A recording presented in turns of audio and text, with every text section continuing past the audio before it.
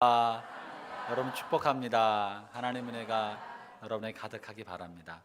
두 가지 광고 말씀 먼저 들고 말씀을 나누겠습니다. 주보 안에 보면 간지가 하나 들어있죠. 느헤미야 리더십 스쿨. 지난 일기 리더들 몇 분과 함께 느헤미야 리더십 스쿨을 가졌습니다. 우리 교회가 이제 안정기로 들어가고 2기 과도기를 지나서 안정적으로 교회가 회복이 되고 성장하려면 담임 목사의 목회 철학과 재직들이 한마음 한뜻으로 공유되어야 합니다. 우리가 지금까지 해왔던 것과 제가 좀 다른 사람이에요, 그죠?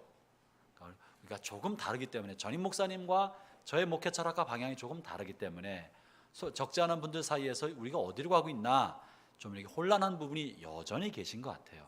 저와 함께 한 방향과 한 비전, 한 목회 철학으로 우리 재직들이 먼저 가지 않으면, 한마음 한뜻이 되지 않으면 교회는 날아오를 수가 없습니다. 계속 과도기 상태가 오래 지속이 됩니다. 이제 내년에 새 성전에 들어갈 때 건물이 지어지는 것보다 훨씬 더 중요한 건 재직들과 제가 한 마음을 갖는 거예요. 같은 방향으로 가는 거예요. 그러면 한 마음이 되면 우리가 다른 박질할 수 있고 날개를 달 수 있고 날아오를 수 있을 것입니다. 그래서 무엇보다 소중한 게 지금 이때는 재직들과 제가 한 방향으로 비전과 철학을 공유하는 겁니다. 그래서 먼저 리더십 몇 분과 함께 지난 16주 했는데 적지 않은 좋은 교제와 소통과 공감이 있었고, 이것을 이제 한번 해봤기 때문에 모든 재직에게 하고자 합니다. 우리 재직이 156분이에요. 다 참여하셔야 됩니다. 이건 선택이 아니라 다 하셔야 합니다. 그래야 담임 목사 도대체 뭘 하려고 하는 거야? 더 이상 이러지 않을 거예요.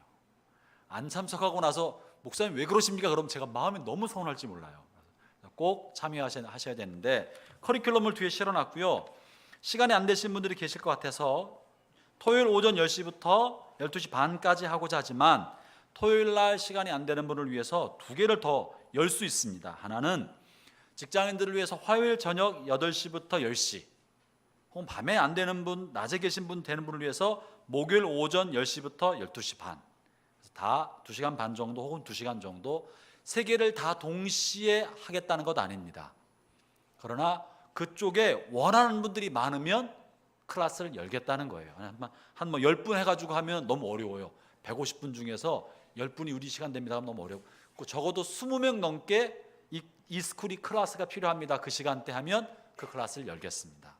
여러분, 그래서 지금 먼저는 토요일 오전이 메인이고, 토요일 오전 도저히 안 됩니다. 저는 화요일 밤밖에 안 됩니다. 그러면 화요일 밤 되는 분이 20분이 넘으면 밤에 개강하겠다는 거예요.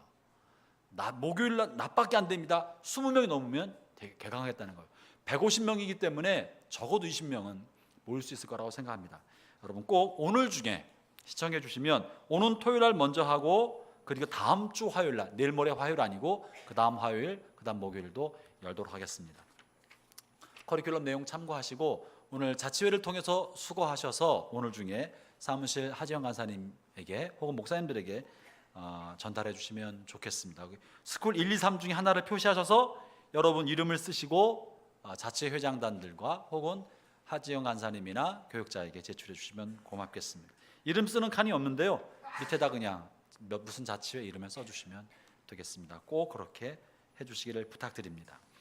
그리고 오늘 귀한 분이 참석해 주셨는데, 우리 곽윤선 집사님, 오경미 집사님, 자제분 곽보현 선교사님, 또 나대로 선교사님 어제 결혼하시고 오전에 아마 전주에서 예배드리고 불이 나게 그냥 비행기 타고 오신 것 같아요. 어떻게 빨리 오셨는지 몰라요. 잠깐 한번 일어나시겠습니까? 곽 집사님, 오 집사님 한번 먼저 일어나셔서 참여해 주신 하객들에게 또 기도해 주신 모든 성도들에게 인사 한번 해주시기 바라고요.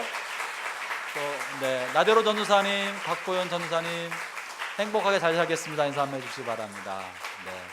자리에 앉으시기 바랍니다. 고맙습니다. 그리고 혹시 기타 교슈 조규범 전도사님 오셨나요? 네네, 일어나시죠.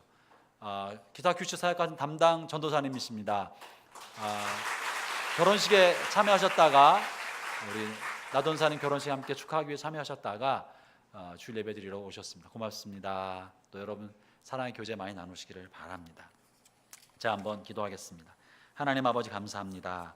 오늘 또 주님을 예배하고자 이 자리에 나왔고 주의 말씀을 이제 듣고자 하오니 주께서 우리에게 말씀해 주시고 그 말씀 우리의 삶을 변화시키고 이끌어가는 생명의 능력이 되게 하여 주옵소서. 예수님 이름으로 기도합니다. 아멘. 2018년 9월 첫 주가 되었습니다. 지난주에 저희 집에서 목자 모임을 가졌어요. 새학기 시작하면서 목자 모임을 가졌는데 40대 끄트머리에서 50대를 바라보는 한 목자께서 이렇게 말씀하시더라고요. 요즘은 몇 년이라는 게 낯설다. 2018년이라는 게 익숙하지 않은데 벌써 이제 지나가고 있다는 거예요. 생각해 보니까 2018년 그러면 정말 먼 미래의 일 같은데 벌써 2018년이 끄트머리를 향해 가고 있어요. 제 마음속에 익숙한 해는 여전히 2002년이에요. 나는 여전히 2002년 그러면 2002년이 가슴에 불타고 있지 2010년만 해도 미래일 같고 2018년 멀리 있는 것 같고 2020년 하늘을 자가용 비행기가 날아다니는 세상만 될 것만 같은 거예요. 여전히 아직도 과거 속에 있는 것 같고 이 세월의 속도에 마음의 속도가 따라가지 못하고 있는 것 같아요. 저도 그런데 저도 연배가 많으신 우리 어르신들 60대 이상 되신 분들은 정말 내가 21세기에 살고 있는 게 맞나 싶은 분들도 여전히 계실 거라고 생각합니다. 오늘 설교를 시작하면서 이 나이에 관련된 글 한 구절을 읽어드리고 말씀을 나누려고 합니다. 일본의 대표적인 소설가 무라카미 하루키가 쓴 먼 북소리라는 책에 나와 있는 한 구절인데 한번 들어보시기 바랍니다. 나이를 먹는 것 자체는 그다지 겁나지 않았다. 나이를 먹는 것은 내 책임이 아니다. 그것은 어쩔 수 없는 일이다. 내가 두려웠던 것은 어떤 한 시기에 달성되어야만 할 것이 달성되지 못한 채 그 시기가 지나가 버리고 마는 것이다. 그것은 어쩔 수 없는 일이 아니다. 나는 정말 알알하게 내 온몸으로 느낄 수 있는 생의 시간을 자신의 손으로 쥐고 싶다. 이 무라카미 하루키가 자신의 시간이 지나가는 걸 보면서 아쉬움, 자신의 삶 속에 자신이 꼭 해야 하는 것을 놓치고 지나가는 것에 대한 깊은 아쉬움을 담고 있는 것이고, 결국 무라카미 하루키는요 자기의 마음속에 들리는 먼 북소리를 따라 고향 땅을 떠나 먼 여행을 하게 됩니다. 이제 그게 이제 그 북소리에 나와 있는 내용 중에 하나인데요. 한 해 한 해 나이를 먹어가고 빠르게 변화하는 사회 속에서 분주하게 살아가고 있는 우리 자신을 돌아볼 때 나는 정말 잘 살고 있나? 나는 정말 바르게 가고 있나? 올바른 길을 가고 있나? 나는 지나온 삶을 뒤돌아 생각해 볼 때 후회 없는 시간을 정말 보내고 있나? 이런 생각을 아마 대부분의 많은 중년들이 하고 있지 않을까 생각이 돼요. 저 자신도 저를 돌아볼 때마다 나는 이 길을 잘 가고 있나? 몇 해 전에 읽은 책 한 구절을 또 소개하려 합니다. 복음주의 계열의 탁월한 저술가이면서 목회자이고 신학자인 존 파이퍼 목사님이 쓴 책 중에 삶을 낭비하지 말라라는 책이 있습니다. 이 책을 읽고 나서 오랫동안 제 마음에 큰 울림이 됐는데 여러분에게 한번 권해 드리고 싶습니다. 이 책에서 존 파이퍼 목사님은 자신의 아버님 목사님인데 아버님 목사님이 목회하면서 경험했던 어떤 한 일화 사건을 소개해 주고 있는데요. 그 내용은 이렇습니다. 아버님 목회하는 교회는 어느 한 노인 남자를 위해서 오랫동안 몇십 년간 기도해 왔습니다. 그런데 어떤 이유에서인지 그 노인이 어느 주일 예배를 드리고 있는 도중에 예배실 안으로 갑자기 문을 열고 들어왔어요. 예배 마지막 찬송을 부르고 있는 도중에 또박또박 느린 걸음으로 고개를 푹 숙인 채 걸어 나왔습니다. 그리고 모든 사람이 지켜보고 있는데 깜짝 놀랄 만한 일이 벌어진 거예요. 앞에 나와서 단이 낮은 목사님 손을 꽉 한참 동안 붙들고 있다가 밑에 자리에 돌아가서 계속 눈물을 흘려내리고 있는 거예요. 깊게 주름이 패어진 주름 사이로 굵은 남자 눈물이 뚝뚝뚝뚝뚝 떨어지고 있었던 거예요. 그러면서 흐느끼면서 이 노인이 이렇게 말했습니다. 저는 삶을 낭비했어요. 그 노인의 그런 고백 소리를 들으면서 파이퍼 목사님의 아버지가 손을 붙들고 간절히 기도해줬습니다. 그러자 그 노인은 계속 눈물을 흘리면서 목사님, 저는 내 인생을 낭비했어요. 허비했어요. 아버지로부터 파이퍼 목사님이 이 이야기를 듣고 나서 이 파이퍼 목사님도 깊은 마음의 도전과 공감을 하였던 것입니다. 인생의 후반전, 말년에 이제 주님 앞에 설 날이 얼마 남지 않은 그때에 자신의 삶을 돌아보면서 나는 인생을 헛살았다, 내 삶이 낭비되었다라는 고백을 하게 된다면 그것은 얼마나 끔찍한 일이겠습니까? 다시 살아보고 싶지만, 다시 해보고 싶지만 할 수 있는 기회를 잃어버린 인생의 석양에 던져진 사람, 그 사람은 얼마나 두렵고 끔찍하겠습니까? 사랑하는 형제자매 여러분, 우리에게 주어진 삶은 오직 한 번밖에 없는 것입니다. 한 번 하다가 잘못되면 다시 해볼 수만 있다면 얼마나 좋겠습니까? 그러나 우리의 생애는 오직 한 번밖에 없고, 그 시기 중에서도 우리가 온 마음과 힘을 다해 전력 질주할 수 있는 시간은 30대, 40대 이때밖에 없어요. 그 시기가 지나고 나서 50대에 들어가면 삶의 속도가 느려지는 거예요. 60대는 훨씬 느려집니다. 뭔가 새롭게 해보기에는 이미 기력이 떨어진 거예요. 또 다른 실패를 할 수 없을 만한 후반전을 향해 가고 있는 거예요. 그래서 우리는 우리 자신의 삶을 생각해 볼 때 언제나 지금 서 있는 자리가 아니라 인생의 끄트머리에 서 있는 마음으로 자신의 삶을 뒤돌아 생각해 보지 아니하면 마지막에 섰을 때 이 노인처럼 나는 헛살았다, 낭비했다라는 처절한 눈물을 흘릴지도 모릅니다. 저는 오늘 설교 말씀을 통해서 하나님께서 우리에게 어떤 삶을 살기를 원하실까? 오늘 이 말씀을 주제로 우리 인생은 어떤 삶을 살아야 하는지를 점검해 보고 싶은 것입니다. 우리는 종종 우리 인생을 살아가면서 하나님의 뜻이 무엇일까? 하나님의 뜻을 제대로 알기만 한다면 내 인생을 낭비하지 않고 반듯하게 한 길 바라보고 달려갈 수 있을 텐데, 때로 하나님의 뜻이 선명하지 않으니까 좌충우돌하고 이리저리 흔들리면서 갈지자의 걸음을 걷고 있지 않나 싶을 때가 종종 있습니다. 저는 지난 시간 동안 적지 않은 성도들로부터 그렇게 들었어요. 목사님, 우리 교회 비전이 뭡니까? 그러니까 무엇을 위해 달려가야 됩니까? 이전까지는 선명한 일본 선교라는 분명한 비전을 가지고 달려왔는데 이제는 길을 잃어버렸고 방향을 잃어버렸습니다. 우리의 비전이 뭡니까? 무엇을 향해 달려가야 합니까? 내가 이제는 무엇을 위해 살아야 될지 잘 모르겠다고 하신 분들이 적지 않게 계셨습니다. 목표를 상실했다고 말하는 것입니다. 오늘 성경 본문에 보면 이 목표를 상실하고 길을 잃어버린 것 같은 사람의 허탄한 고백이 나옵니다. 같이 한번 읽어볼까요? 오늘 본문 6절과 7절을 다시 한번 읽어보겠습니다.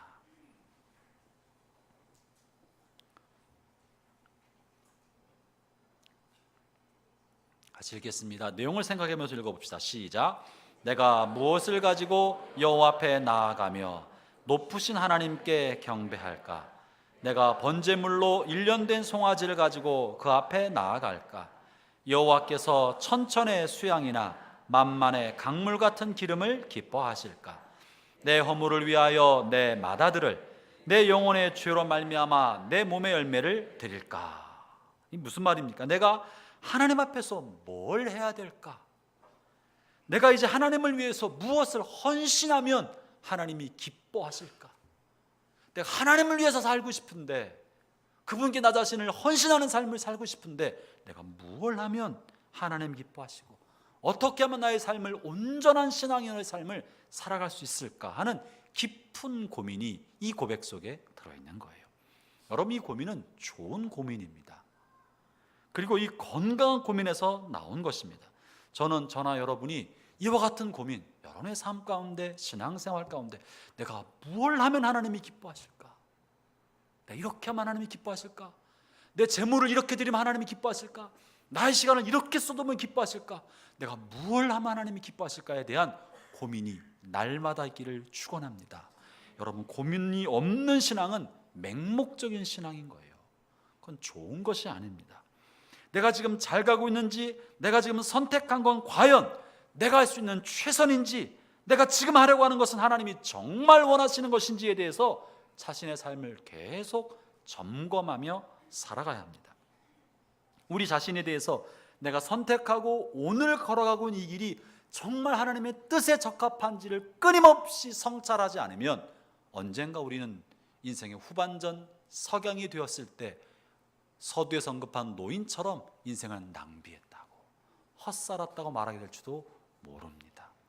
여러분, 이 사람이 헛살았다는 것은요, 아무것도 안 하고 살아온 것이 아니에요. 낭비한 거예요. 무언가를 위하여, 영원하지 못한 부적절한 그 무언가를 위하여 자기가 지나치게 써버린 거예요. 그게 낭비인 거예요. 그럼 우리의 삶이 낭비하고 있는 건 아닌지, 잘못 가고 있는 건 아닌지 점검을 해야 하는 것입니다. 이런 점검 없이 그저 앞만 보고 주어진 대로 맹목적으로 달려가는 것이 맹목적 신앙입니다. 이 맹목적 신앙과 순종하는 신앙은 굉장히 유사하게 보입니다. 순종하는 신앙과 맹목적 신앙. 그러나 맹목적 신앙과 순종하는 신앙은 근본적으로 차이가 있습니다. 맹목적 신앙이 자칫 순종하는 신실한 신앙인처럼 보이기도 합니다. 그렇지만 그 내용과 그 끝은 전혀 다릅니다. 맹목적 신앙은 뭐냐면 자신이 분별력과 판단력 없이 그저 시키는 대로 지시하는 대로 하는 사람, 이 사람은 맹목적 신앙인입니다. 자기가 갖고 있는 건전하고 성경적인 올바른 분별력과 판단력의 작용 없이 판단 자체를 다른 사람에게 위임해버리는 거예요. 그 위임하는 사람이 자신의 지도자든지 멘토든지 누군가 나를 앞장서 끌어주는 그에게 나의 판단력을 위임해버리고 그냥 자기는 시킨 대로 하는 거, 굉장히 편리하지만 이것은 맹목적 신앙인인 것입니다. 순종하는 사람은 뭡니까? 그는 옳고 그름에 관한 성경적 분별력을 가지고 과연 이것이 하나님의 뜻인지를 끊임없이 점검합니다. 내 앞에 이끌어주는 멘토와 리더와 교역자가 있어도 그의 요구가 하나님께서 정말 나에게 원하시는지를 끊임없이 점검하면서 하나님 앞에 서서 자신의 삶을 점검하고 선택하는 거예요. 리더를 존중하고 따르지만 그러나 그것이 하나님의 뜻에 부합한지를 계속 점검해 가는 것입니다. 맹목적 신앙인이 바라보고 있는 것은 자신에게 지시하는 리더의 손끝을 바라봅니다. 그래서 지시하는 리더의 손끝이 보이지 않으면 길을 잃어버리는 거예요. 순종하는 신앙이 바라보는 것은 지도자의 손끝이 아니라 지도자가 가리키는 저 산을 바라보고 있는 거예요. 지도자가 가리키는 그 산에 계신 주님을 바라보고 있지 지도자의 손끝을 보고 있지 않습니다. 그렇기 때문에 지도자의 손끝이 사라져도 그가 따라갈 그리스도가 앞에 계시기 때문에 주님을 향해 갈 수 있는 것입니다. 형제자매 여러분, 저는 여러분들이 여러분을 앞장설 거는 목사의 손끝을 보지 않기를 바랍니다. 담임 목사나 목회자나 누구든지 그가 가르치고자 하는 그리스도를 바라봐야 그가 사라져도 우리의 삶의 목표와 방향이 흔들리지 않는 거예요. 그러나 나를 이끌어던 사람이 사라졌을 때 방향을 잃어버리고 있다면 여러분은 어쩌면 그리스도를 쫓아갔던 것이 아니라 사람을 쫓아갔을 가능성이 있는 거예요. 여러분 혹시 비전을 따라갔던 것이 아니라 다른 사람의 말을 따라 움직였을 가능성도 있는 거예요. 그것이 진짜 비전이라면 그가 사라졌어도 그 비전은 사라질 리가 없는 거예요. 지도자가 계속 바뀌어도 내게 심어준 비전이 주님께서 주신 것이라면 그 비전은 우리의 삶을 여전히 끌고 가고 있어야 맞는 것입니다. 맹목적 신앙인이 아니라 순종하는 신앙인, 주의 말씀에 대한 분별력을 갖는 신앙인이 됩시다. 그것이 건강한 신앙인으로 세워져 가는 거예요. 더디 가도 내가 분별력이 없기 때문에 더디 가도 분별력을 갖도록 애를 써가면서 주님 말씀으로 성령의 이끄심을 따라 분별력을 갖도록 자신의 내공을, 내적인 힘을 키워가야 우리가 어디선지 홀로 섰을 때, 아무도 없을 때라도 광야에서도 길을 잡고 바다 가운데서도 길을 내어서 주님을 쫓아갈 수 있는 신실한 사람이 되는 것입니다. 오늘 본문에서 주님께서 우리에게 참으로 원하시는 것이 무엇일까?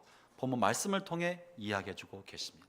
본문 말씀에서는요, 특별히 하나님께서 우리에게 말씀해 주시는 것은 종교 의식이 아니다. 하나님께서 우리에게 정말 원하시는 것은 무엇을 행하는 종교 형식이나 의식이나 어떤 행위 이런 것이 아니다라는 거예요. 여러분, 하나님께서 점도 없고 흠도 없는 깨끗한 송아지를 번제물로 바치는 것을 왜 잘못이라고 말하셨겠습니까? 점없고 흠없는 송아지를 하나님 앞에 바치는 것을 왜 하나님이 틀렸다, 잘못됐다 하지 말라고 말씀하시겠습니까? 본문은 그런 말이 아닌 것입니다. 하나님께 순결한 양의 기름을 드리는 것이 뭐가 문제가 있겠습니까? 하나님 그것을 잘못됐다고 말하고 있는 것이 아닙니다. 그것보다 더 중요한 진짜가 있다는 거예요. 이 진짜를 놓치고 그 진짜를 표현하기 위한 것에만 집착하지 말라는 거예요. 그러면 주님이 정말 원하는 그 진짜가 뭡니까? 이 진짜는 어떤 종교 형식이나 행동으로 대체할 수 없는 본질적인 것입니다. 그것이 8절입니다. 주님이 보고 싶어 한다는 거예요. 읽어볼까요? 8절 찾으셨습니까? 네, 시작. 여호와께서 내게 구하시는 것은 오직 정의를 행하며 인자를 사랑하며 겸손하게 내 하나님과 함께 행하는 것이 아니냐. 하나님께서 우리에게 원하는 것이 무엇인지 미가서 선지자는 선명하고 명확하게 말해주고 계셔요. 근데 놀라운 사실은요, 이 이야기를 실천으로 옮기기는 측정하기가 굉장히 어려운 이야기입니다. 우리는 측정하기 쉬운 6절부터 7절의 내용을 가지고 이것이 신앙인 것처럼 생각할 때가 너무나 많아요. 하나님 앞에 뭘 드리고 뭘 바치고 이러이런 행위를 하는 것은 평가하기 쉽고 측정하기 좋아요. 눈으로 보이는 거예요. 그러나 정말 하나님 원하시는 것은 이것이다라고 하신 이 말씀은 측정하기 어렵고 평가하기가 굉장히 어려워요. 사람이 잘 몰라요. 그러나 이게 본질이라는 거예요. 이것을 놓치면 안 된다는 거예요. 이 본질은 그 어떤 신앙의 행위로도 대체 불가능하다고 하는 것입니다. 저는 미가 선지자가 전해준 이 이야기가 저와 여러분의 삶에 뿌리 깊게 박혀있기를 축원합니다. 눈으로 보이지 않는다고 해서 이것을 간과하면 안 됩니다. 이건 다 아는 얘기 아닌가 싶어서 간과하면 안 됩니다. 이게 하나님이 원하시는 것이라고.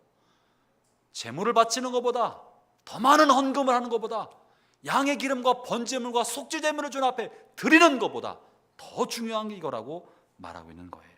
그게 뭡니까? 첫째는 여호와께서 내게 구하시는 것은 오직 정의를 행하며, 둘째는 인자를 사랑하며, 셋째는 겸손하게 하나님과 함께 행하는 것이다 라고 말하고 있는 것입니다.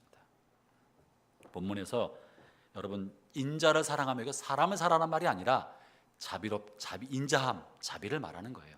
자비롭게 행하고 인자하게 다른 사람을 대하는 것, 이게 하나님께서 우리를 통하여 찾고자 하시는 것이라고 말하고 있는 것입니다.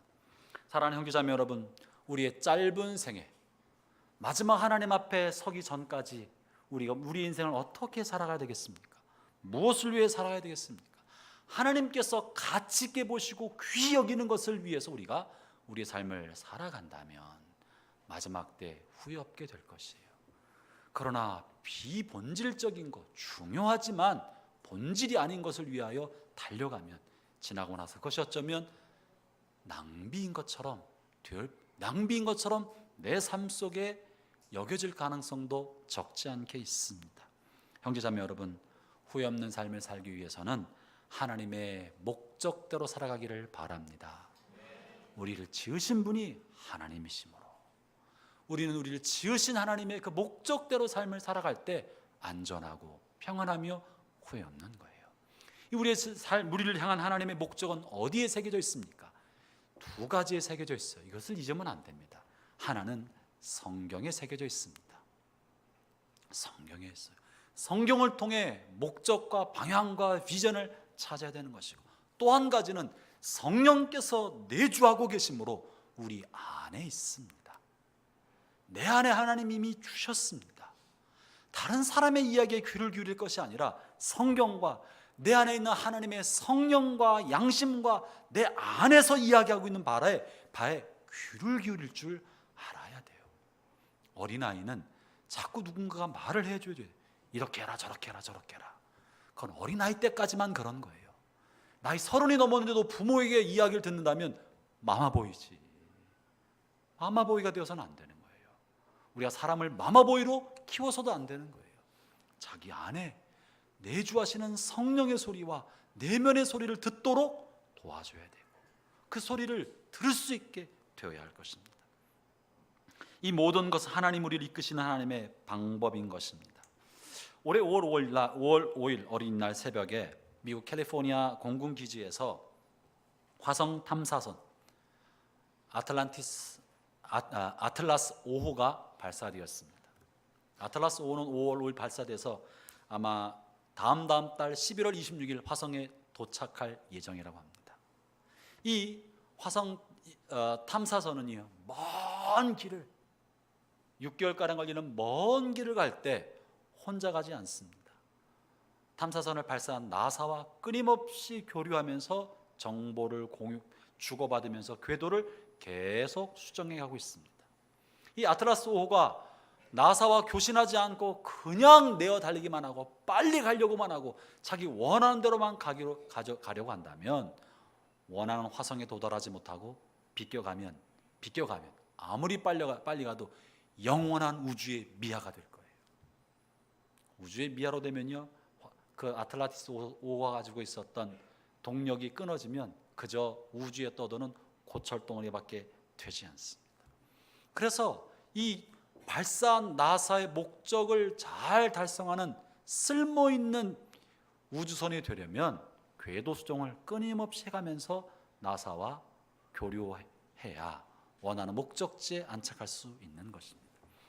형제자매, 우리의 삶이 가치 있는 삶, 의미 있는 삶, 마지막 순간에 후회 없는 삶이 되기 위해서는 우리를 창조하신 창조주 하나님과 끊임없이 교류하고 접촉하고 그 음성을 들으면서 삶의 궤도를 수정해 나갈 때만 우리는 우리를 향한 하나님의 계획의 종착점에 잘 안착할 수 있게 될 것입니다. 형제자매 여러분, 그러므로 말씀과 성령을 따라 순종하기를 축원합니다. 내가 원하는 바에 따라 살지 아니하고 말씀이 말씀하고 있는 것, 내 안에 계신 성령께서 나를 이끌고자 하시는 그 방향을 향해 귀를 기울여 들으면서 순종해 나아갈 때 우리는 나를 지으신 하나님의 그 목적하심의 종착점에 잘 들어갈 수 있게 될 것입니다. 오늘 본문은요, 굉장히 특별한 본문입니다. 이 미가서 선지자는 당시 유대에서 활동했던 선지자입니다.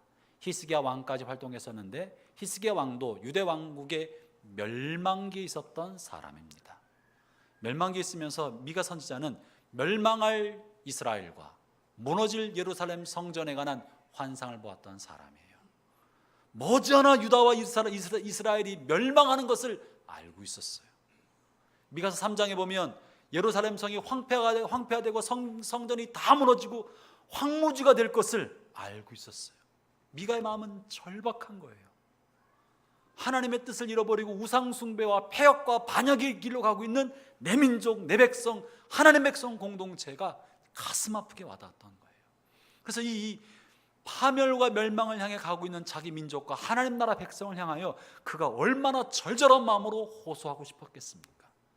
여러분, 이렇게 살면 안 됩니다. 바르게 길을 갑시다.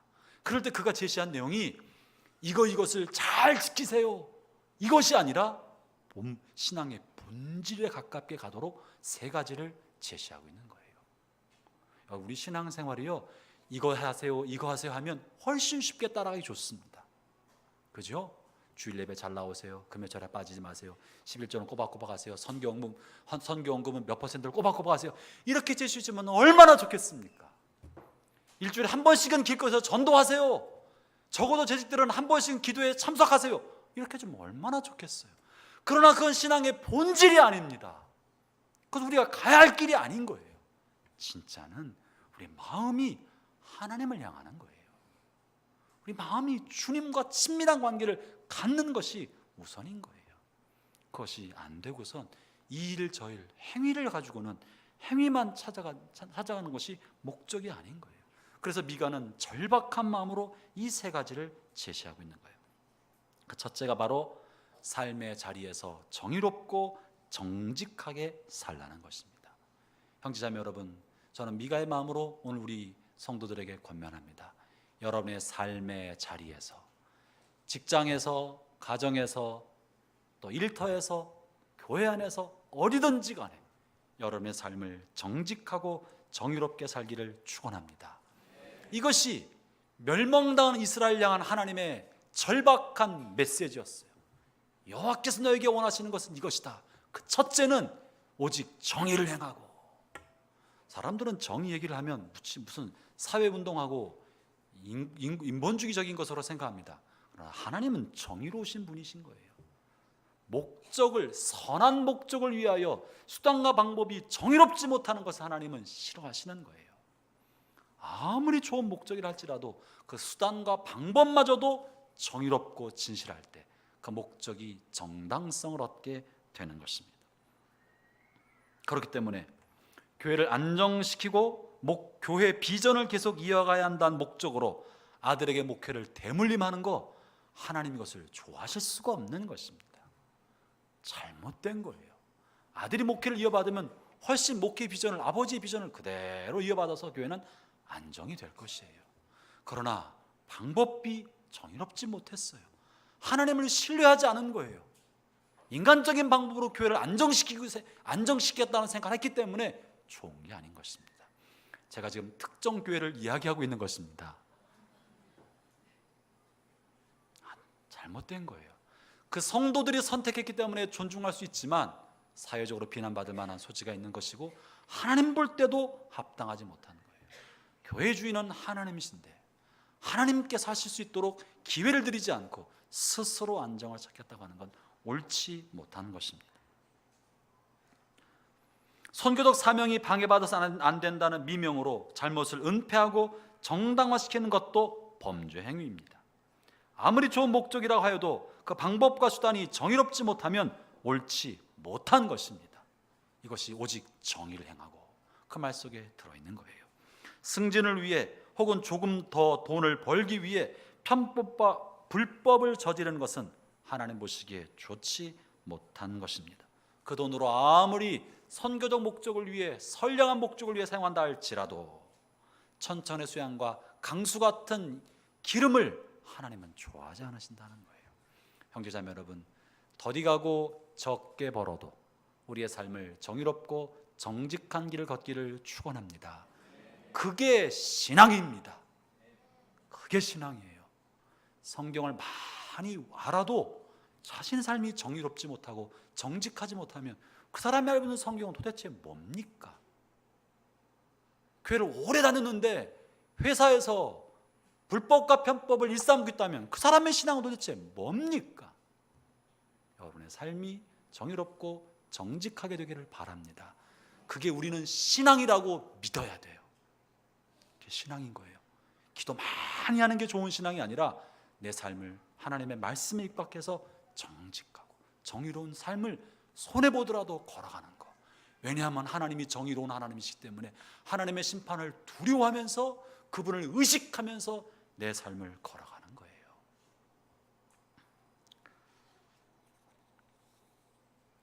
바울은 감옥에 있으면서 빌립보 교인에게 편지 말미에 이렇게 권면합니다. 빌립보 4장 8절의 말씀인데요, 제가 읽어보겠습니다. 들어보시기 바랍니다. 그토록 형제들아, 무엇에든지 참되며 무엇에든지 경건하며 무엇에든지 오르며 무엇에든지 정결하며 무엇에든지 사랑받을 만하며 무엇에든지 칭찬받을 만하며 무슨 덕이 있든지 무슨 기림이 있든지 이것들을 생각하라. 자신의 편지 마지막에 뭘 하든지 올바른 것을 해라. 부끄러운 일을 하지 말아라. 참된 것을 하라고 권면하고 있다는 것입니다. 아울러 성경이 말하는 정의로운 삶은 다른 사람에게 의와 공의를 요구하는 것을 말하는 것은 아닙니다. 여러분, 이것을 명심해 들으셔야 합니다. 성경이 말하는 정의의 적용은 재판관의 정의를 가지라는 말이 아닙니다. 다른 사람을 정의로운 기준으로 판단하고 나 자신이 심판자의 칼이 되어서 정죄하고 심판하라는 것을 말하고 있지 않습니다. 성경에서 말하고 있는 유일한 심판관과 재판관은 누구십니까?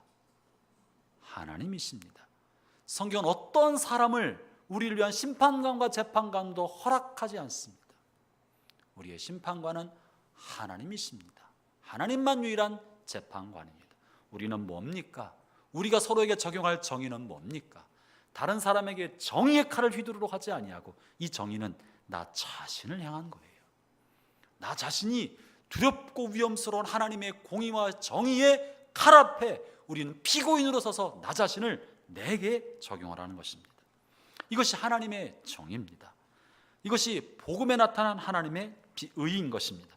로마서 1장 17절 이렇게 말씀하십니다. 복음에는 하나님의 의가 나타나서 믿음으로 믿음에 이르게 하나니 오직 기록된 바 의는 믿음으로 말미암아 살리라 함과 같으니라. 복음에 나타난 하나님의 의는 뭡니까? 여러분, 복음에 나타난 하나님의 의는 율법의 의와 다르게 복음에 나타난 하나님의 의는 이 세상 수많은 사람들의 죄를 바라보고 그 죄값을 누가 지은 것입니까? 예수님이 지신 거예요. 예수님이 지는 게 하나님의 의입니다.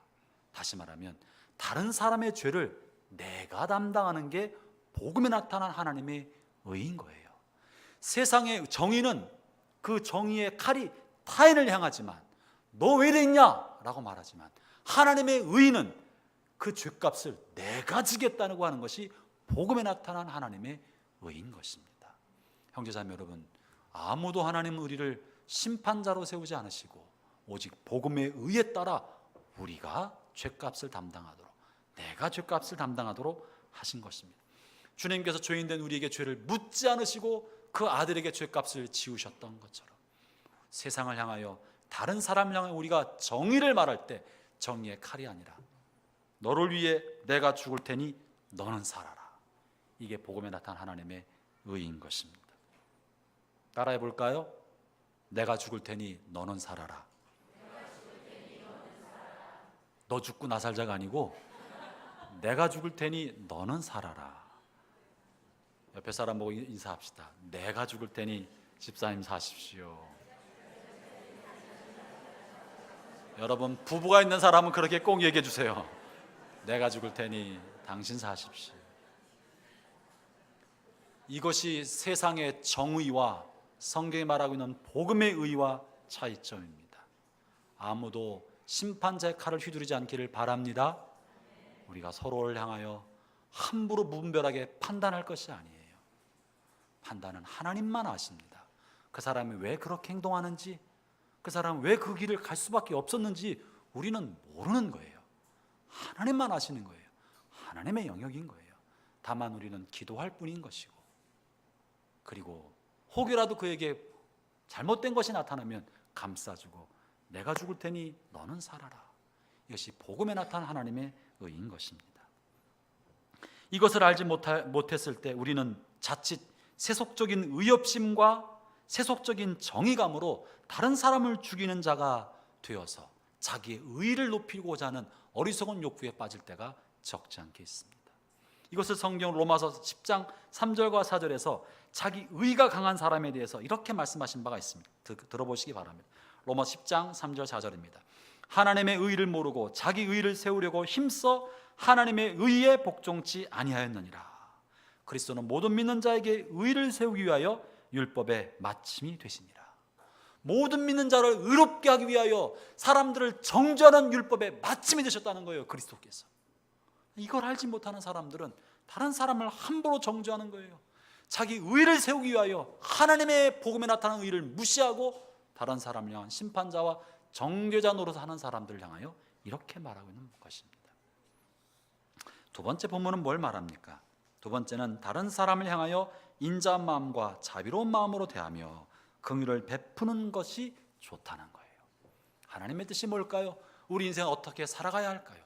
무엇을 얼마나 많이 남기겠습니까? 주님이 원하시는 것은 다른 사람을 사랑하는 삶을 살아라. 타인을 향해 인자하게 대하고 자비롭게 대하고 긍휼을 베푸는 삶을 사는 것이 하나님 우리 인생을 향한 하나님의 뜻이라는 것입니다. 할렐루야. 많은 성과를 내는 것도 아니고요. 사람을 사랑하는 거예요.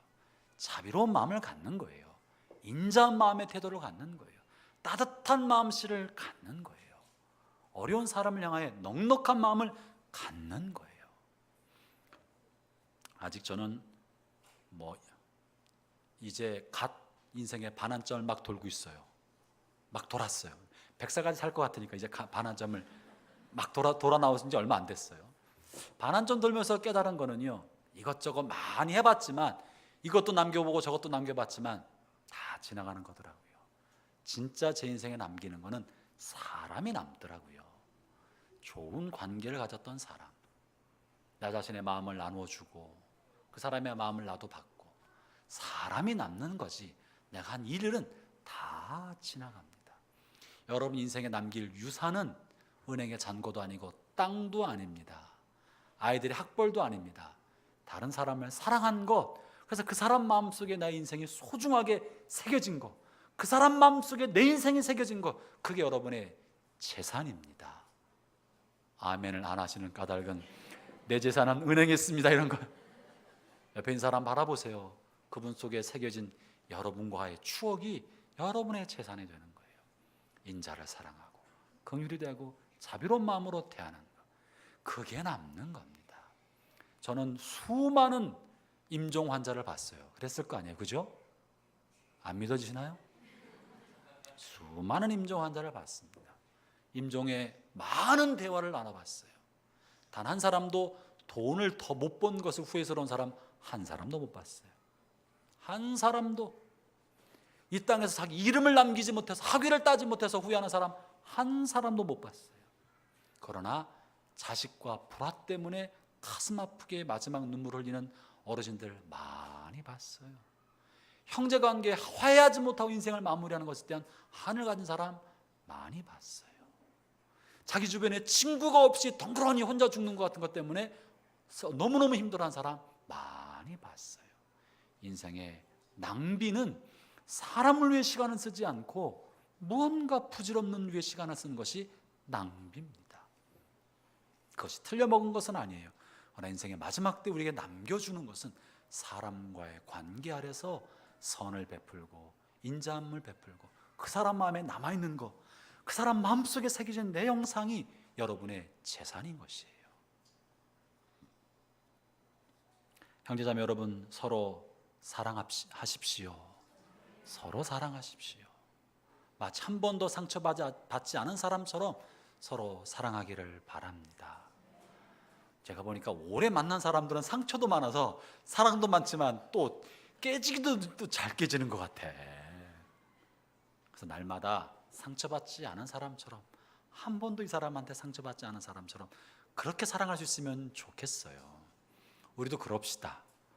지난 날에 뭐가 있든지 간에 아무것도 없는 것처럼 새로운 마음으로 서로 사랑하고 더 많이 사랑하기를 바랍니다. 이것이 하나님이 본문 말씀을 통해 우리에게 주시는 두 번째 하나님의 뜻입니다. 세 번째는 뭡니까? 그것은 하나님과 함께하라는, 동행하라는 것입니다. 앞에 있는 두 가지가 어떻게 보면 인본주의적인 것이라고, 그리고 개인의 인격에서 나온 것처럼 여겨질 수도 있습니다. 그렇게 보입니다. 그러나 앞에 정의롭게 행하고 다른 사람을 향해 따뜻한 마음씨를 갖는 이것이 인본주의의 인격과 근본적으로 달라야 합니다. 그것은 뭐냐면 이 정의로운 마음과 다른 사람을 사랑하는 마음이 천성에서 우러나오는 것이 아니라, 인생의 경험을 통해 우러나오는 것이 아니라 하나님으로부터 받은 사랑과 하나님으로부터 받은 용서의 기초에서 십자가로부터 흘러나올 때만 이게 진짜입니다. 십자가를 통과하지 않은 선한 마음, 십자가를 통과하지 않은 정의감은 하나님 나라에 아무 상관이 없습니다. 자기 수양에서 나온 인격, 하나님 나라와 아무 상관이 없고 성령의 열매도 아닙니다. 그의 천성인지도 모릅니다. 그러나 성경이 말하고 있는 정의감과 따뜻한 마음씨는 죄 많은 나를 용납해 주신, 십자가에서 보여주신 하나님 아버지의 무한한 그 사랑 때문에 그것이 감격이 되어서 나에게 실수하는 사람, 연약한 사람도 품을 수 있는 마음의 그릇이 된 거예요. 나 같은 허랑방탕한 자를 사랑하시는 그 하나님의 사랑이 너무나 놀라우니까 내가 다른 사람을 향해서도 관대한 마음을 가질 수 있게 되는 것입니다. 이것이 개인의 인격과의 근본적인 차이점이에요. 그러므로 신앙의 인격은 예수 그리스도의 구원의 감격으로부터 흘러나오는 것입니다. 그리고 그것이 우리의 삶을 이끌어가는 힘이 되는 것이에요. 그것이 우리 안에 계속 박동할 때 나를 사랑하신 하나님과 친밀한 관계가 되고 그분의 손 붙들고 동행하는, 함께하는 삶을 살아갈 수 있게 됩니다. 형제자매 여러분, 다시 한번 우리 안에 하나님과 함께하는 삶이 감격이 되기를 바랍니다. 그게 회복이 됐으면 좋겠어요. 아침에 일어날 때 주님의 은혜와 은혜의 감격 속에 아침에 눈을 뜨고, 아침 식탁에 앉을 때 내게 베푸신 하나님의 식탁에 감사하여 빵 한 조각이라도 먹고 국 한 그릇도 마시고, 출근하는 차를 운전하고 전철을 타고 버스를 타고 갈 때 나 일자를 주신 거 하나님에 대한 감사의 감격으로 가득 차서 찬송을 부르며 하루를 시작하고, 피곤하고 지친 몸으로 회사를 마치고 집에 돌아올 때 아이들의 학교길에 아이들을 맞아서 저녁을 차려줄 때 오늘 하루도 나에게 삶을 주시고 시간을 주시고 허락해 주신 하나님에 대한 감사로 저녁 일모를 맞이할 수 있는 것, 여러분 이게 신앙입니다. 이게 신앙입니다. 다른 사람이 볼 때는 아무것도 보이지 않는다 할지라도 내 삶에 나와 함께한 주님과 동행하며 그분을 의식하며 하루하루를 살아가는 것, 이게 가치 있는 것이에요. 그것이 바탕이 되어서 전도도 자연스럽게 나오는 것이고, 그것이 바탕이 되어서 주님의 뜻을 더 잘 알고자 그런 마음으로 말씀을 읽고 묵상하는 것이고, 그런 성도들과 더 교제하고 싶으니까 목장 모임에도 나오는 것이고 철야에도 나오는 것이고, 그것이 삶의 바탕이 되어서 열매로 맺혀지지 않겠습니까? 주님과 함께하는 삶, 그것이 여러분의 삶에 풍성하기를 축원합니다. 지난 주간에 부흥회를 끝나고 한 성도로부터 이런 카톡을 받았습니다. 제가 이런 거 잘 소개하지 않는데 한번 여러분에게 좀 소개해드리고 싶어서 한번 읽어드리려고 합니다. 평소 몸이 약해서 많이 힘들어하던 자매였습니다. 이런 톡을 보내왔어요. 목사님, 사모님, 지난 부흥회 너무 은혜롭고 감격스러웠습니다. 게다가 부흥회 다음 날부터 지난 4개월간 몸이 무겁고 깔아앉아지고 피곤하고 해서 뭐 하나 하기조차 힘들었던 증상도 사라졌습니다. 부흥회 내내 성령님의 강력한 임재를 느낄 수 있었고, 기도 받을 때에도 역사심을 느낄 수 있었는데, 그 다음날 아침 일어나는데 천근만근이었던 몸이 거짓말처럼 몸이 가벼워졌어요. 지난 5년간 고난이 있어서 힘든 것보다 고난이 있어서 영적으로 깨어있고 더 하나님을 붙들고 말씀과 기도로 교제해야 되는데, 그러지 못하고 죽어있던 제 영혼이 좀처럼 살아나지 않아 내 마음대로 내 뜻대로 아둥바둥했던 것이 힘들었습니다. 하나님의 음성을 들을 수 없었고 은혜를 느낄 수 없어서 힘들었습니다. 하지만 지금은 달라요. 예전처럼 민감하게 주님의 음성을 들을 수는 없지만 조금씩 은혜가 회복되고 하나님 주신 기쁨과 위로가 있어서 감사한 마음과 평안한 마음이 두렵고 떨리는 마음을 이기고 있어요. 저와 남편은 요즘 매일 교회 나와 기도하고 있어요. 새벽 기도는 형평상 못 나오지만 애들 유치원 보내고 같이 교회에 와서 기도해요. 기도할 때 은혜를 많이 부어주셔서 하루하루 힘들지 않게 하고 있어요. 남편도 몸도 아프고 피곤하지만 매일 교회 와서 기도하니 좋다고 해요. 하나님께서 우리 가정을 영적으로 회복시키려고 작정하신 것 같아요. 그동안 교회 안에 지친 영혼들이 쉼을 얻고 지금은 회복하고 있고, 상처투성이 가정들이 치유받고 방치되었던 다음 세대들이 사랑받고 세움받으며 영육간에 잘 자라고 있는 것 같아 감사하고 있어요. 이런 톡을 보내주었습니다. 지치고 힘들어도 주님 만나면 살아나는 거예요. 우리의 삶의 진짜 회복은 주님과의 관계 회복으로부터 시작되는 거예요. 이분이 지난 5년 동안 4년 동안 힘들고 어려워서 회복을 해보려고 해서 안 되었지만 말씀을 통해 부흥회를 통해 기도하면서 속사람이 회복되니까 몸도 가뿐해지고 건강도 얻게 되고 또 주님과의 관계도 열리고 부부관계도 좋아지고 기도문도 열렸다고 하는 것입니다. 형제자매 여러분, 하나님의 은혜가 여러분 안에 임하기를 바랍니다. 하나님과 관계에 우선순위를 두기를 바랍니다. 주님과 관계가 회복되면 행복한 동행이 시작되는 것입니다. 여러분, 오늘은 제가 우리 교회 부임한 지 만 3년이 되는 날입니다. 벌써 3년이에요. 와, 빨리 간 것 같아요. 그죠? 한 석 달 같은데 누구에게는 30년 같은 사람도 있었을지 모르겠어요. 석 달 같은데 빨리 지나간 것 같아요. 크고 작은 많은 변화가 있었지만 아직 우리는 가야 할 길이 많이 남아 있습니다. 여러분에게 또 말씀을 통하여 선포하고 지금까지 알려왔던 것은 신앙의 어떤 형식이나 또 신앙의 어떤 행동보다 더 중요한 건 주님과의 친밀한 관계라고 지난 3년 내내 제가 전한 내용이 사실 이런 내용입니다. 오늘 본문 말씀을 준비하면서 하나님 올해 제가 오늘 무엇을 전해야 합니까? 하는 이 말씀을 주셔서 이건 내가 늘 했던 얘기인데 또 해야 됩니까? 벌써 몇 차례 얘기한 얘기입니다. 근데 마음에 계속 이 말씀을 나누고자 하는 마음을 주셔서 몇 번 계속 한 이야기지만 다시 여러분에게 전달해 드리는 거예요.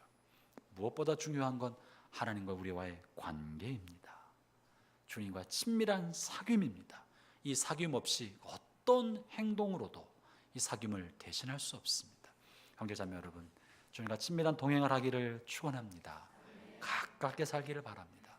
말씀을 읽으면서 말씀을 통해 들려오는 주의 음성을 듣기를 바라고, 삶의 자리에서, 가정에서, 일터에서, 주어진 모든 자리에서 하나님을 의식하고 그 뜻이 무엇인지 분별하려고 애를 쓰고, 육신의 정욕과 안목의 자랑과 이생의 생각과 마음에 떠오른 대로 하지 아니하고 주의 뜻이 무엇인지 분별하고 그렇게 가는 길을 가고자 하는 것, 그게 신앙의 진짜 모습입니다. 사랑하는 형제자매 여러분, 힘내십시오. 주님 여러분과 함께 하십니다.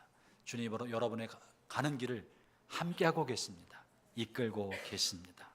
우리가 주님을 향해 고개를 돌리기만 하면 언제든지 주님이 내 곁에 계셔서 나를 이끄시고 계신다는 걸 알게 됩니다. 이 한 주간도 그런 주님과 함께하는 복된 한 주간 되기를 축원합니다. 기도하겠습니다. 우리 잠시 잠깐 주신 말씀 가지고 기도합시다. 만약 하나님 오늘 해질녘에 내 영혼을 부르신다면 나는 무엇에든 아쉬움을 갖겠습니까? 하나님 오늘 해질녘에 나를 하나님의 심판대 앞에 세운다면 나는 지금껏 살아온 길에 대해서 하나님 앞에 부끄러움은 없습니까? 인생의 마지막을 생각하고 내가 후회하지 않고 내 인생을 낭비했다 하지 않을 만큼 나는 하나님 앞에 준비가 되어 있는지, 나는 하나님 내게 알려주시고 보여주신 그 길을 가고 있는지, 아니면 잠시 잠깐 일탈하고 곁길로 가고 있는 것은 아닌지 하나님 앞에 자신을 돌아보고 그 하나님의 음성을 들읍시다. 각자의 시간 그 말씀을 생각하면서 각자 하나님 앞에 자신을 세우고 기도하는 시간 갖겠습니다. 기도하겠습니다.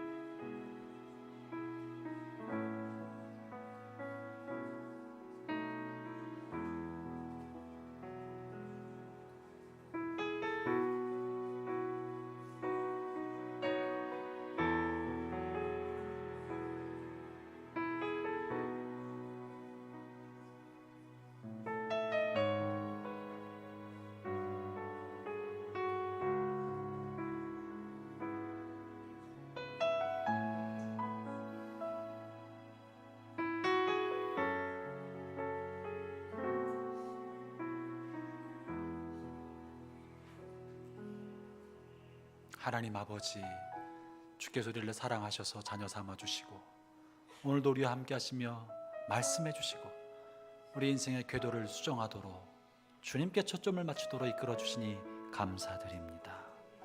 아침에 눈을 뜰 때마다 하나님의 말씀에 우리의 삶을 초점을 맞출 수 있는 용기를 갖게 해주시고, 유혹의 순간 앞에, 선택의 순간 앞에, 갈림길에 설 때마다 주의 음성을 분별하고 그 뜻대로 걸어갈 수 있는 믿음의 확신과 용기를 갖도록 이끌어 주옵소서. 예수님 이름으로 기도합니다. 아멘.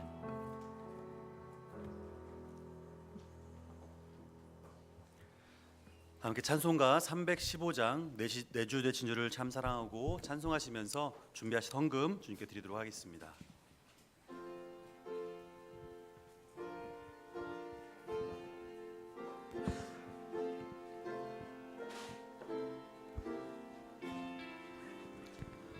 내 주 되신 주를 참 사랑하고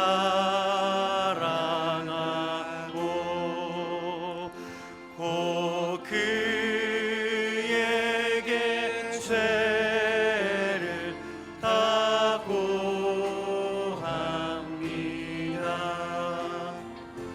그는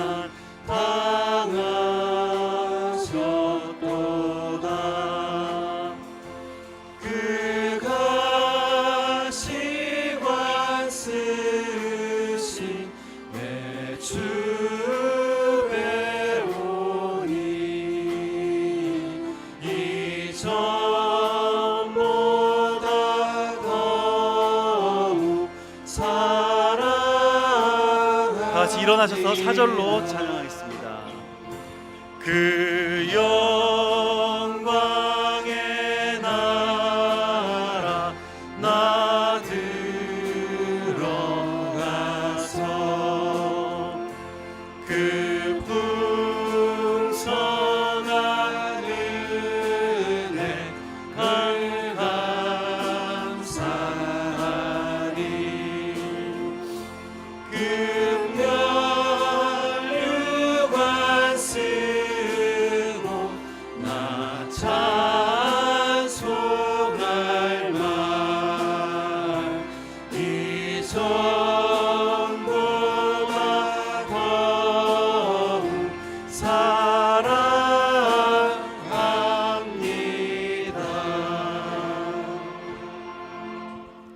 하나님 아버지, 우리에게 부어주신 하나님의 크고 놀라우신 사랑에 감사하여서 하나님, 우리가 가장 귀하고 아끼는 예물을 주님 앞에 구별하여 이 시간 드립니다.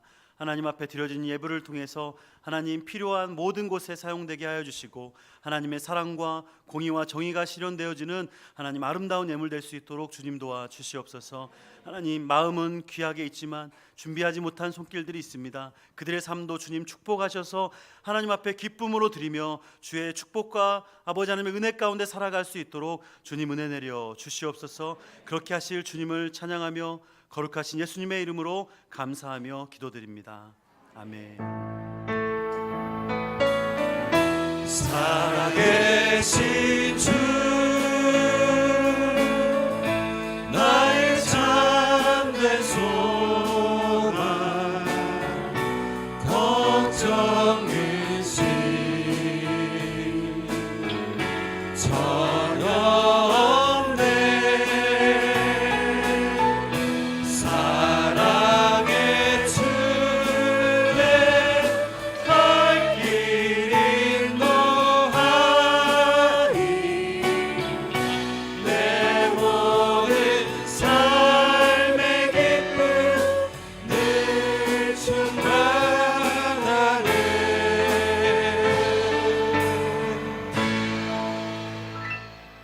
이제는 우리를 위하여 자신의 몸을 내어주신 우리 주 예수 그리스도의 한없는 은혜와 독생자를 아낌없이 땅에 보내주셔서 그를 대신해 우리를 자녀 삼으시고 우리에게 소망을 주시며 하나님의 뜻대로 살 수 있는 길을 제시해주신 하나님 아버지의 무한하신 사랑과 우리 안에 내주하시며 말씀하시고 우리를 이끄시는 성령님의 인도하심이 이제 그리스도 안에서 주의 말씀을 쫓아 살기를 원하는 모든 주의 자녀들 위해 이들의 가정과 일터와 몸된 교회와 이 나라와 온 열방의 모든 교회 위에 이제로부터 영원토록 함께 하실지어다. 아멘.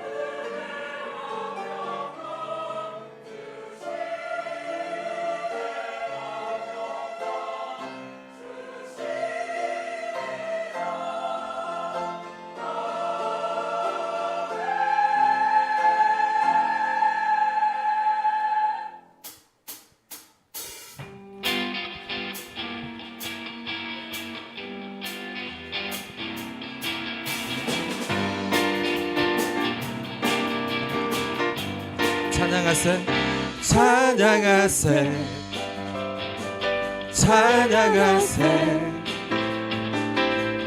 함께 소리 높여 찬양 드리세 찬양하세 찬양하세 찬양하세